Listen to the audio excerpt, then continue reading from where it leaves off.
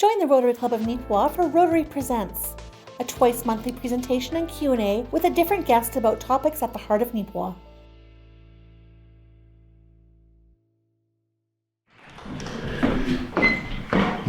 So I'm going to start. In 2021, our population grew to 5,685 people. A recent article, well, maybe not so recent, in the Banner, where they noted the information coming from. Sorry, you might find that awkward. So in 2021, our population grew to 5,685 people. And as I was mentioning in the Banner, there was a posting for information that came from Statistics Canada suggesting we're roughly around 6,250 people now. In 2021, that was a 23.3% increase over a previous increase of 27%. The growth is staggering. We are the 13th largest growing community in Canada and the 3rd largest in Manitoba. And when we say the 3rd largest in Manitoba, we also like to throw in the caveat that that is a community that sits beyond the periphery of Winnipeg, where the core of Winnipeg would also help with their growth. So we don't have that big neighbor, we're doing our growth on our own. I guess on the heels of that, we took into action and proceeded with a housing study. So we completed that study, 2 years ago? A year and a half ago, roughly. And in that study, it was identified by the year, based on population that was growth at the time, that we would be roughly 6,800 people by the year 2028. We think we'll be beyond that.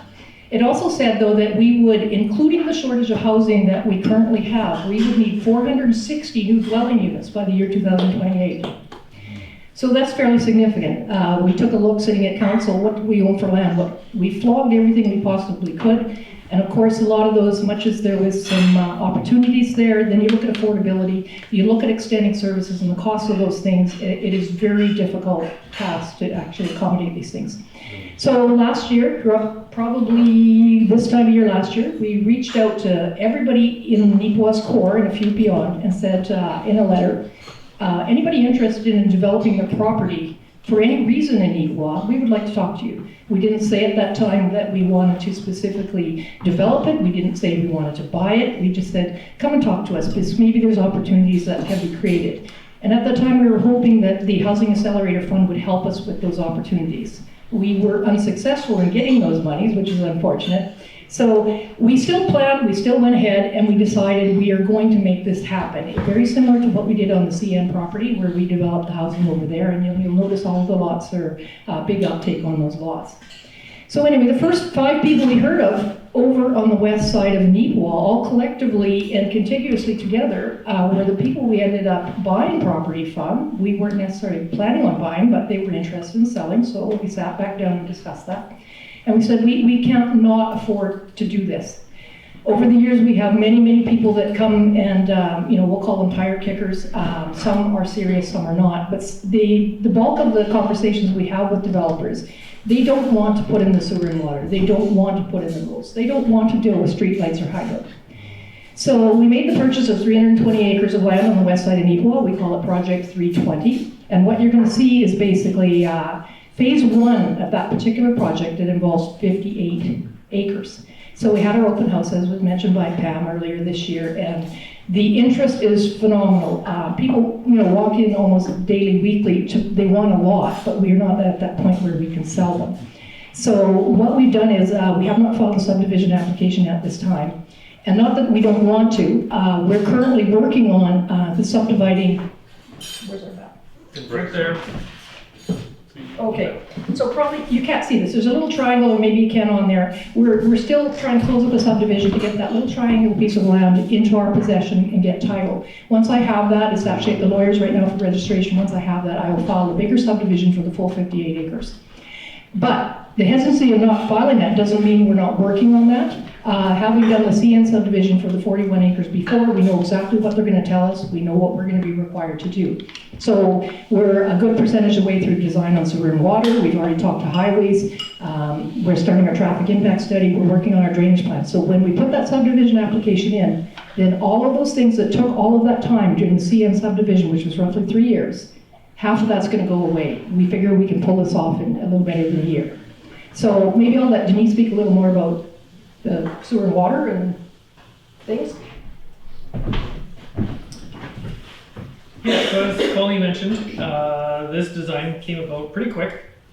We had drawn up a few rough copies of what we wanted it to look like, revised it, and then I think this was maybe the third rendition after SBC, so Sychyshyn Blackburn Consulting out of Winnipeg. They did the concept for us. So we tweaked it.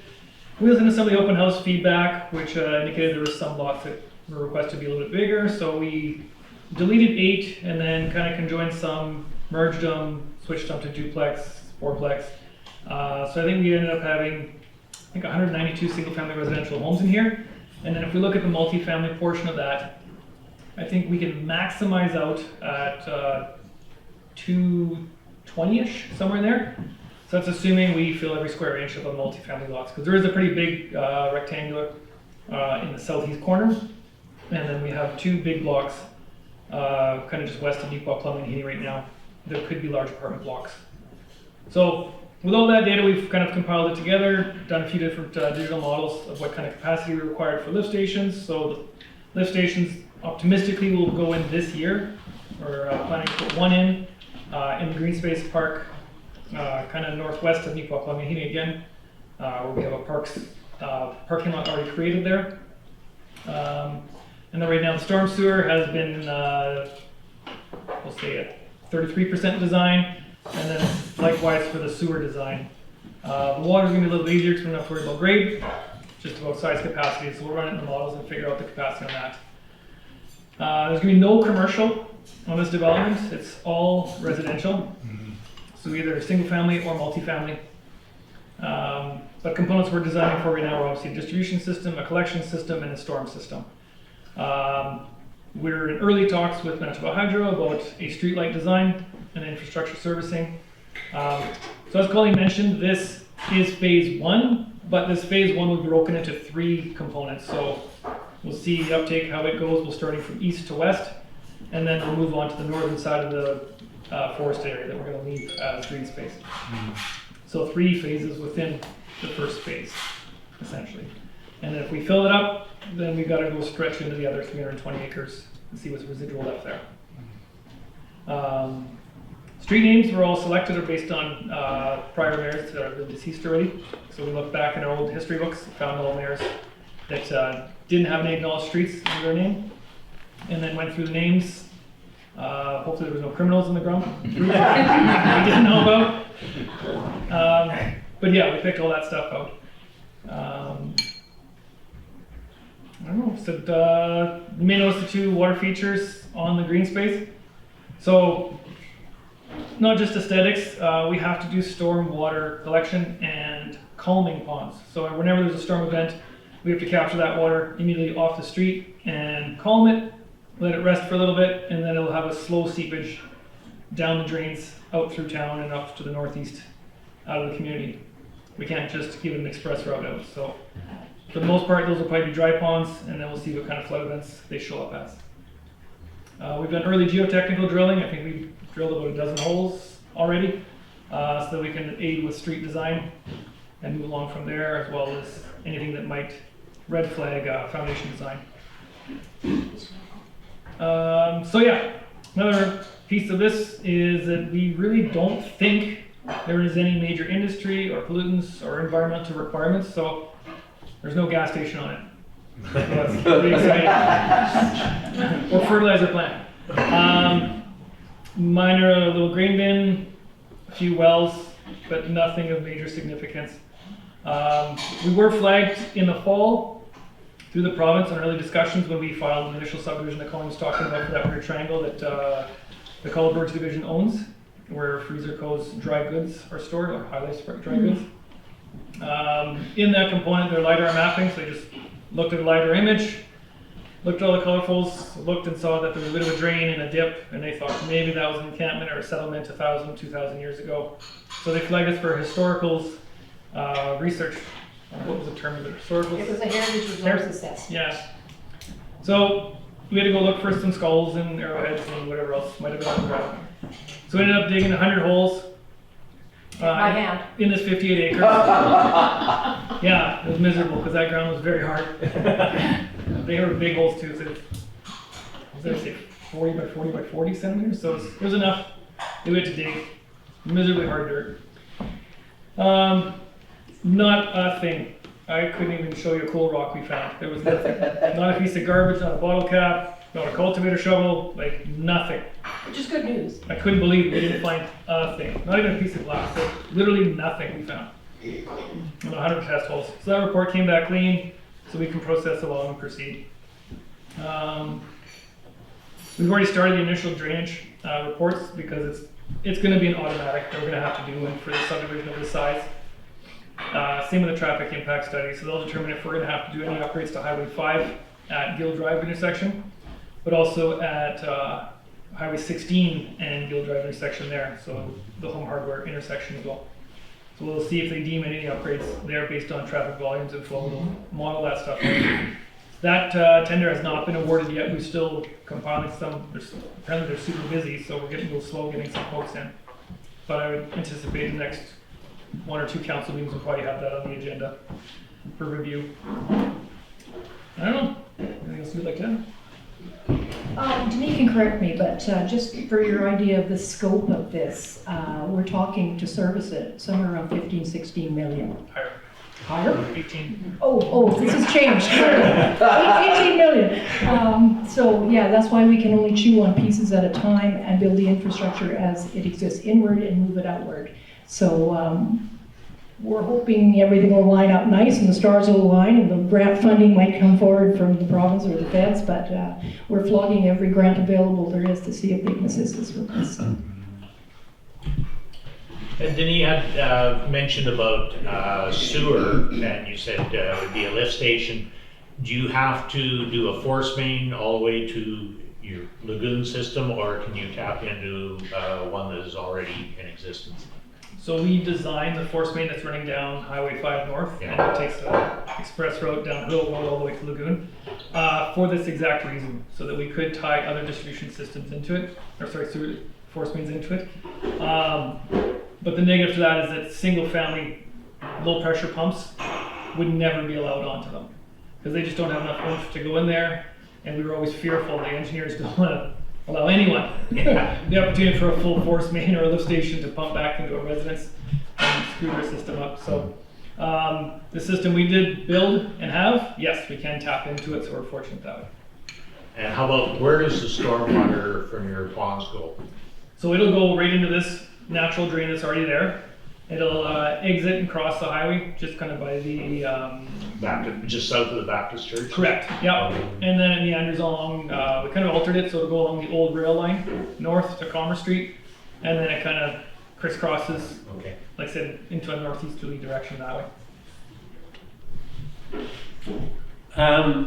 So the green space there, it looks like it's going to be a forest. I think you mentioned that a few times. Is there any other green space planned, like for the playground or anything like that? That'll be the playground itself. We just never we never overlaid one on there, but I forget how many acres. We're I think about 10 acres of natural green space that we left there. Then we'll enhance it and alter it. By the time we go in there and dig some calming ponds, I was adamant that we were keeping that much. I fought with the consultants because they wanted to minimize it further down.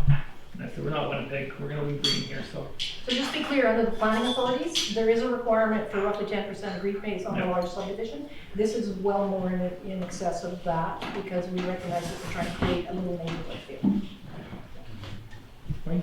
It was mentioned that this new development is not going to have any commercial property associated to it. Is that because of the property on the immediate east side of number 5 highway?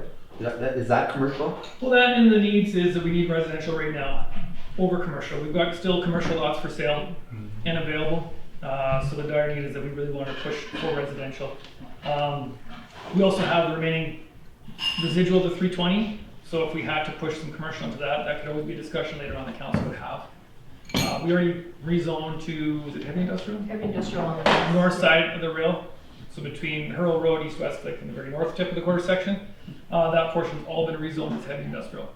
So we already have an area set aside for some industrial commercial properties to go in that zone.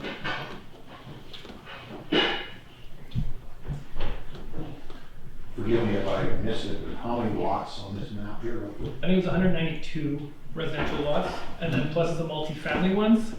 So we're coming into about 400 doors on this 58 acres. And that 18 million you mentioned, is that hydro or is that just water and sewer? That's everything. Okay. Yeah, that's the drive into the subdivision, it's done. So if you divide that by 400, where you're at for. Yeah, it's a big cost number. per acre. You might wonder how the heck we're gonna do that. We've been kind of doing all the developments we've had, like we still have industrial parklands that are getting we get a lot of interest on those now that the hospital's moving along and there's other developers happening in that area. So all these little land sales, we just shove into a different reserve and that kind of helps fund this project. Likewise for what's left on the CN site. Anything that we're selling in there will go back into our development pot so that we can keep funding this project. So we're trying to self-fund the projects as we keep moving along. And a lot of it's just based on a cost recovery. So we'll do anticipated markup because we're guessing early on a Class C estimate by the time someone wants to buy a lot. So we have to try to get our numbers as close as possible because we're not into a profit line. Yes? Can you tell me where the main entrance to this off of number 5 is? Is it the extension of Mill Street going west? That's correct. Okay, and with highways, of course, you have to get all your ducks in a row there. Is there going to be a crosswalk at that main entrance for people that are walking from that area all the way downtown across to the high school, which is way over there? And you know, I hear people say, well, they'll take the bus. They don't take the bus, all of them. There's always some guy that gets up late or somebody that's coming that has to cross that highway someplace. And there's no crosswalk across number 5 because I've walked that many times and somebody that's pushing a baby carriage and has 2 little kids along with them are gonna start across that heavy highway traffic area there, and they're gonna get caught in the middle maybe. So, Yeah. is there going to be a crosswalk there? Likely. Because we're going to design the plan right now. We haven't set this design over. We've talked to our one consultant about active transportation. So that would encompass like our 3-meter, 10-foot wide cycling, walking paths so that we can enable more people to move around freely like you're talking. If that's the case and it crosses at that intersection, it's likely that we'll have a wigwag, something illuminated flashing, similar to what's on Main Street, or a newer version of something.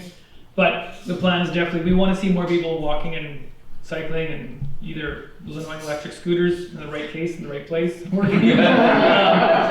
But just minimizing highway traffic and actually getting mobility out there. So there will be a push on a design for that to happen. See, that's one of the problems with the CN property.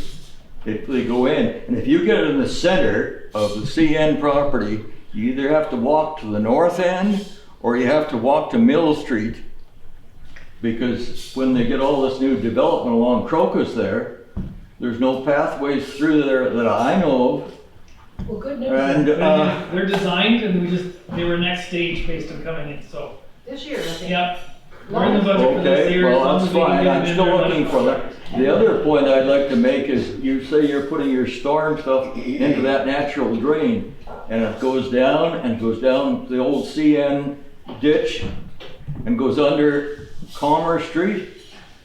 Well, you'd better lower the culvert on Commerce Street down about 2 feet, because water does not jump up and go down a culvert. It has to flow there.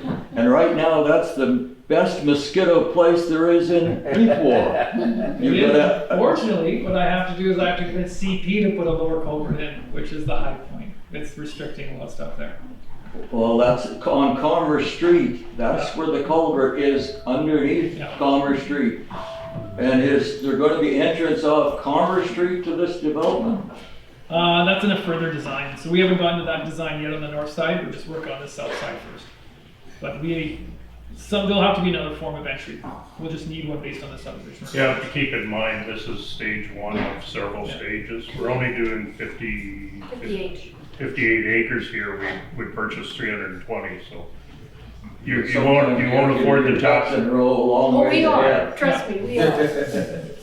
Yeah, Sort of further to that, do you anticipate the need for any traffic lights on either 5 or 16?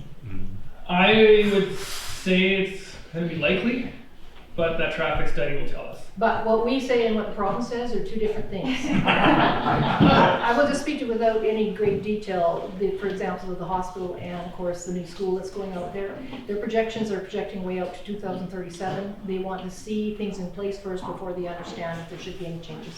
But depending on what goes up around the area, we've argued many times for at least at Tim Hortons area, like turning lanes at least. I wouldn't say it falls on deaf ears, but their numbers will not support changing what certainly exists. Yeah. Further to the development, you put in the utilities and whatnot, and then are you envisioning a process, something like what you did on the CN property where the lots go up for sale and developers can buy whatever they want and go from there? Is that the process you're looking at? Yeah, likely very similar. That process was quite successful, I think, so. Yeah, we're pretty much open to anything. We have numerous developers that have come to us and they keep phoning back to see where we're at because they don't want to put any investment in yet until they get an idea of what the cost of those lots will be, whether they buy the big multis or whether they go with the individual lots. They want a better idea to make sure that they can recoup their money. I will maybe speak to as well, what we did here is we recognize that under our zoning bylaw, we have a minimum frontage width of 50 feet. We actually, when you look at affordability and housing and the ability of somebody to purchase a lot, we're actually, several of the lots on this particular development now have a 40-foot frontage. So we're starting to recognize the need that people, they want space, they don't want to go to 25, they don't want to go to 33, but 50 is maybe putting a little bit outside their price range for being able to build their dream home. So we were going to amend our zoning bylaw to decrease the site area to 4,000 square feet with a 40-foot frontage. And we're going to take a look at the side yard setbacks, because right now we have the side yard setbacks between housing is 6 and 10 feet. That's probably a little more than we need. We will still protect the fact that we need to get into the backyard if we don't have a back lane. But if we can reduce those numbers on one side or the other, or both minimally, that would give a better option for somebody to put a house that's a reasonable size on a 40-foot lot.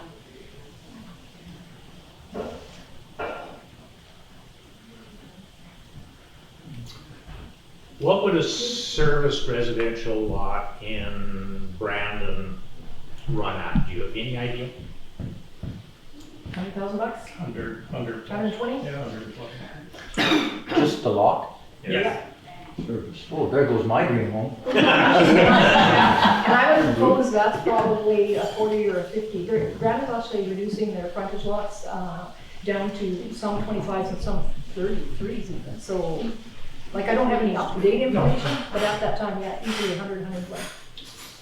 So do I gather at this particular point in time, you don't have a firm handle on what the lots might go for? No, not yet. We've got some guesses, but based on what the market's doing and tariffs and what materials are going to start costing, it's actually thrown out the window. We can guarantee if it's 120 in Brandon, it's 119. So part of our affordability, this is such a big project, we will have to tender it out, but in the CN property, our affordability came from Denis' crew being able to install sewer and water and whatnot. So that saved us at the front end. This is massively large, and to get the housing we need by the year 2028, we need to get somebody to come in and do this for us. We can do smaller things, absolutely, but we're going to have to get help. Are there lots of contractors available to do that kind of work? Well, it all depends. You advertise them on the Marks group, which goes across Canada, and of course, we're hoping we're going to work with Water Services Board on this. They've been very good. Even when they haven't funded anything for us, they will allow us to use their engineer services and their trade specialties. So they work the projects through admin with us, and that way, then they're right on point when it comes to tendering and making sure we get the best bid for our projects. So we don't know. We're going to hope locals can, but you can't always count on that because it all depends on who's the best bid. Just to put, you talked about we don't have the perimeter advantage, which is maybe a disadvantage. I don't want to live near the perimeter, but is that a disadvantage in finding contractors for the infrastructure? No. For a scope of job this big, any of the work that we've tendered out, whether it be the wastewater plant, water plant for the wells, other bigger projects, we see Manitoba, Saskatchewan, Ontario bids. So it's not a disadvantage and where our location is not a disadvantage. No, it's the same, it's just like the hospital, right? You've got tradesmen from each coast that are here. Okay, So if the job's big enough, they come. And this is definitely big enough. thank you. Seeing as we have everyone here, are you able to speak to anything that we as residents might see pop up during this coming year? Any new businesses, any new facilities? That's a good segue into our budget meeting in 2 weeks that we'd love everybody to come to. That's a So the political answer is issue. yes, but no, not yet. Stay tuned, right? We're always working on something, it's just how to cue them into the respective year, because a lot of places run fiscal as opposed to calendar. We run calendar clearly, and we have to budget now for things. So it is what it is. You know, as far as roads, because I know everybody's got that dying question about potholes and roads and paving around here. And just so you know, we have roughly probably $2+ million in there for not only just the hospital roads that have to happen out there, but just general stuff we're going to do around town here. And then with the announcement of the new grant that we've probably got upwards of $4 million in our budget for paving and road work. Woohoo! So you can buy that paving machine. And you Yeah, know that no. allocated budgets are specific to where they can stand. Not on this development, but actually kind of where the hospital is. I remember years ago seeing a plan for residential as well as things like hospital and schools and what for that area. Is there still something on the back burner for residential in that area? That would be totally up to the owner. Our participation for that quarter section on the southwest of 34 was very limited to Denis and I working on getting the site for the hospital. Beyond that, and we're installing all the services because they bought in the middle of a quarter section. Then of course the school came on plate a few years ago, and we were working diligently with getting the announcement for school, which as you all know we finally got, so that was fantastic. So other than that, our involvement remains that anything else that would occur on that quarter section would be up to the owner. Can he come to us for advice and help him assist him along? Absolutely. The zoning is in place, but whenever he wants to pull the trigger, that's his decision. Okay. I guess I was under the impression the town owned that, but it's false. Okay. Okay. I noticed they're starting to ask about potholes, so we won't carry on too much longer. You are a great man. I bring it up first. It's my privilege to thank you for your presentation, and you can tell by the turnout we've got that people are interested, and you've answered an awful lot of coffee shop problems that were presented and are now answered. And I do appreciate the candor of everybody answering questions the way they have, because too often people in your position are put in awkward spots and you can't quite answer the question because you have some restriction on you. Yeah. You've done very well. Thank you very much.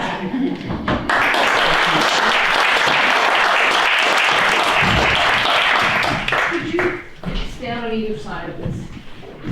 Well, come on, Murray, we're helpful today. How come you're so quiet, Murray? I was told to be quiet. I really don't want to hear the story.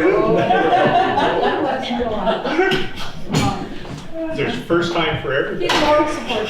Come on, Mr. Mayor. Get him on, she wants to be here. Get up here, you're in this, you're part of He this. answered the question. Actually, you should sit in the grandfather chair.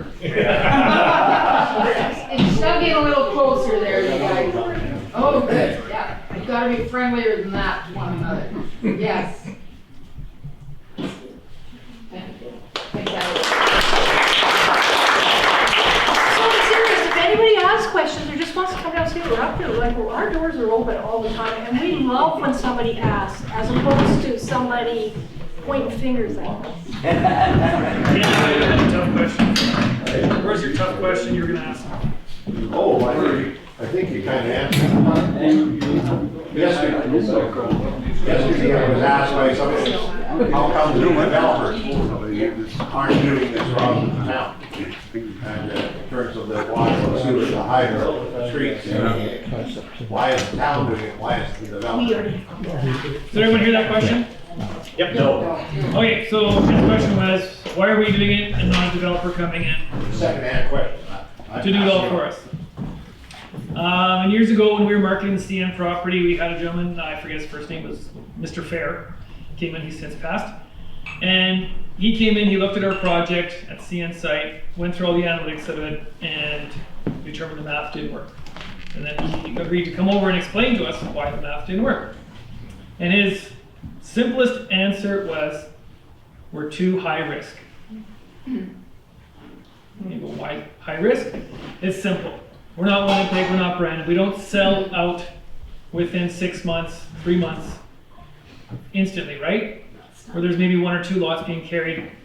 We carry for years in any rural community. You look at the Hillcrest development.